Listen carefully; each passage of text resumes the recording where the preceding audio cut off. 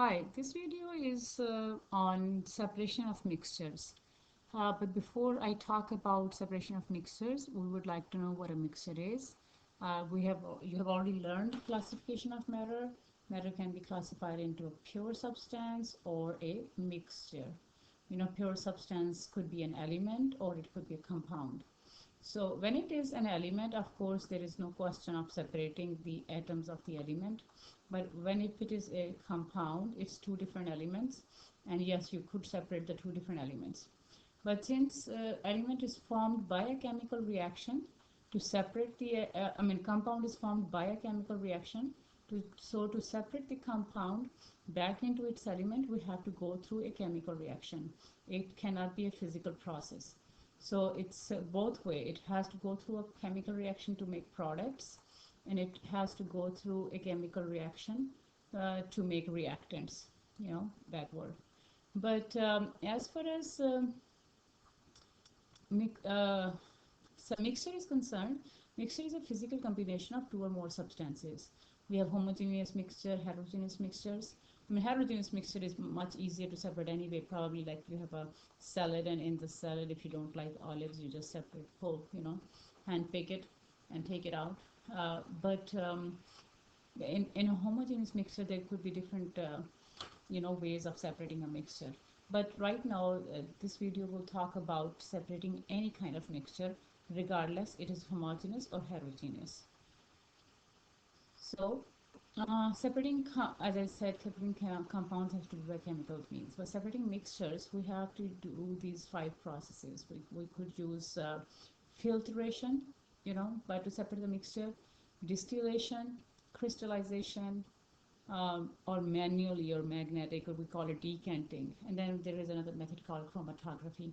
So these are the different techniques to separate a mixture. Let's talk about what filtration is.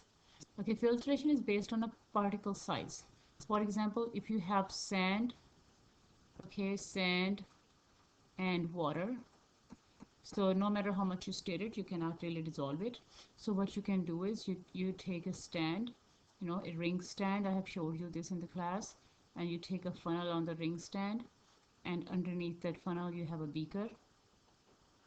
So you will pour this mixture of sand and water into the funnel. The funnel has a filter paper on it. So since sand has big particles than the paper, so larger particles than the paper, so sand will stay here and the water will go here. So this is the way to process, to separate sand from the water. So this setup is called filtration setup. So we can use filtration to separate the mixture based on the particle size. But what if I have the mixture of two liquids? What if I have some water and some alcohol, gasoline, or something like that? No matter if even if I filter it, both of the liquids will just pass straight through. So I cannot really filter it. So for that purpose, I'll do a distillation. Distillation is the process to separate the mixtures by using the boiling point. So what is distillation? I'm sure you know what it is. You take the mixture of two liquids in the flask, and you heat them up. Okay. We keep the temperature at a certain level. When you're heating it, you will keep it, like, for example, if it is alcohol, and this alcohol boils at 60 degrees Celsius, water boils at 100 degrees Celsius. So water will not make vapors until it is 100 degrees Celsius, but alcohol will make vapors as soon as the temperature reach 60 degrees Celsius. So if I make sure that that the temperature doesn't go beyond 60 degrees Celsius, then the only vapors that I get up here will be the vapors of the alcohol. So then I take these vapors and I make them go through a tube where I'm going to turn them into cold. I condense them. So maybe I have a condenser attached right here, which puts a cold air into it. And these vapors that are coming here, as soon as they pass through this, it becomes water. So I will, liquid, I'm sorry. It becomes liquid. So I turn the vapors into liquid by holding and getting it, by freezing it. And I collect the liquid on the other side. So this process is called distillation. the water that you buy in the stores, the bottled water, and sometimes if you pay attention, it says distilled water. So this is how they have, cleaned it or distilled it, because they take the water from whatever the source is, and it can have a lot of impurities in it, the things that you don't want to drink.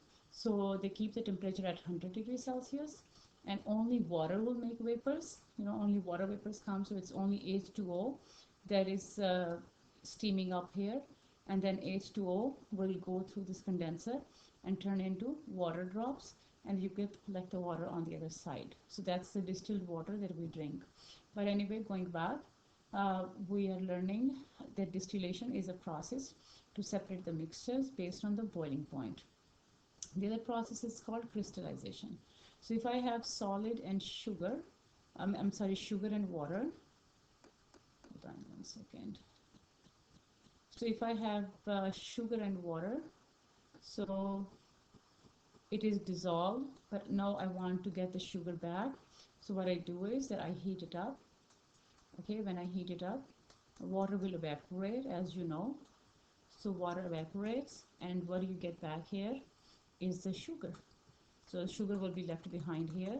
So we call it crystals. It's called crystallized. Okay, so it's called crystallization, in which again I repeat that you take a solution of water and sugar, you heat it, the water evaporates, and what is left behind are the crystals of sugar. So that means you can separate the mixture based on crystallization. No, you could also do it manually, as I just said earlier, that in the salad you don't like olives, so you just hand pick them. You can use magnets to pull out some metals. Decanting is a very common question on the test, on the quiz, and even it could be on the as well. Decanting means that you just have a mixture of probably sugar and water again, and you don't heat it, you just leave it alone, let it settle down. So once you leave it alone, after a while, the water will evaporate, and what you find back behind is the sugar, or it will settle down, or maybe mud and water, maybe is a better example. Mud and water. So once you leave it alone, the mud will settle down, and you can take the water out. So more of it should be mud and water, not the sugar, because with the sugar it will still be crystallization. So if you have mud and water and you just let it settle, so the mud settles at the bottom and you take the water out. Another process is called chromatography. Chromatography means you want to separate a mixture which is as small as this ink, this dot of ink. When you have this dot ink in the pen, you cannot really filter it or boil it. The whole thing will boil, or whole thing will filter at the same time, because it's a liquid. So I want to know that this green color is made from what other colors. So to find out or to separate the colors of this ink, what I will do is I'll take a strip of paper, okay, and I will put this, maybe the red, I want it to, and I want to have a red dot right here. And then I will take this paper and put it into the water, hang it into the water, so the water only touches the paper. You don't want to drop the whole paper in the water. So water only touches the paper. So as the paper absorbs the water, you will see that this red dot will spread into the colors that it's made from. Okay, and this tells me that this red color was made from all different colors. So this separation of something that is as small as ink, this separation of a mixture, I should say, which is as small as ink, is called chromatography. This technique is called chromatography. It used to be a very important question, common question on the tests, but now beside chromatography, the important term that you really need to know is decanting. So basically I talked about 5 terms: chromatography, decanting, filtration, and what else? Filtration, crystallization, okay, and you can do it by hands, and distillation. So you need to know all these processes. There will be a lot of questions on this, that how to separate mixtures based on particle size or boiling point or heating it up or just settling it down, or chromatography.